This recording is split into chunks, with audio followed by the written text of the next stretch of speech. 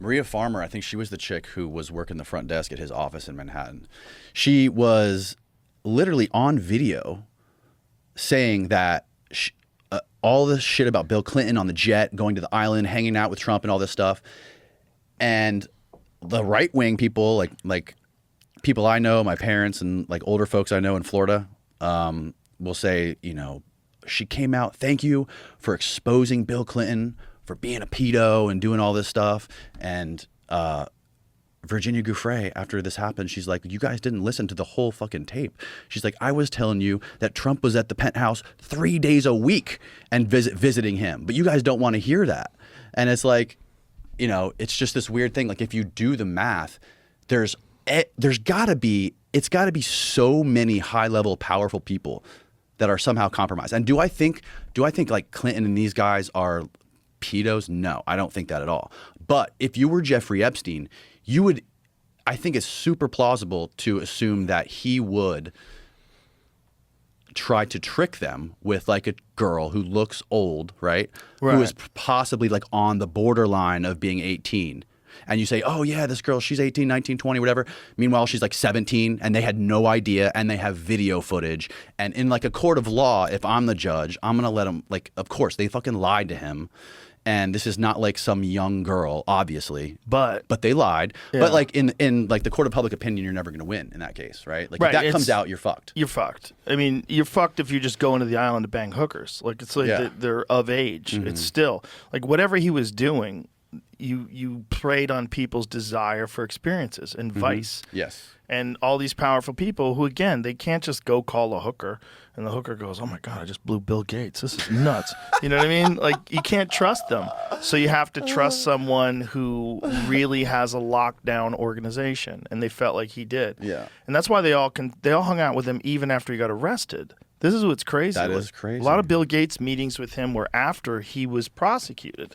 And he got this little slap on the wrist, and he got essentially home detainment. And I think he had to do like weekends at the jail. Like it was like great for underage sex for, you know, what's supposed to be a felony. The whole thing is crazy. And then when there's one reporter that really chased it down, I forget her name, but she really looked into it, and that's when they opened up the second case, the second trial. Vicky Ward. Vicky Ward. Was she from what paper?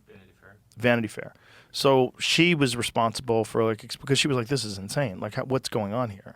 And then there was the sheriff that had arrested him, said that I was told he was intelligence. And I mean, you got to think, man, if a guy like that is running these kind of parties with all these rich and powerful people, how many different worldwide decisions can be manipulated because of these people and the compromises you have on them. Right. It's really a brilliant thing to do. Yeah. From an intelligence perspective.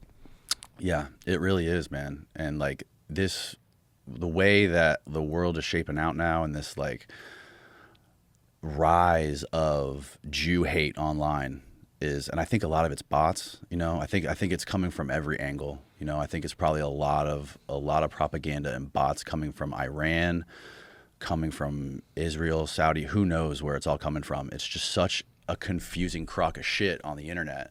But like, you know, on one hand, they were able to pull off some incredible fucking operations.